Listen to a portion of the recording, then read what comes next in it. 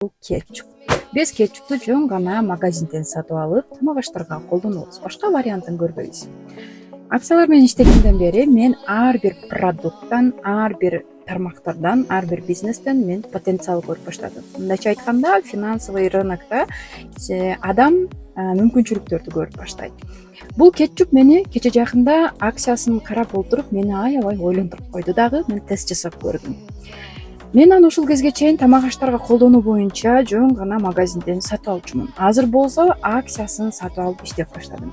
Биринчи тестте жөн гана иштеп көрөйүнчү, бул кантип иштейт экен, рынокто кандай жүрөт экен деп текшерип көрдүм дагы.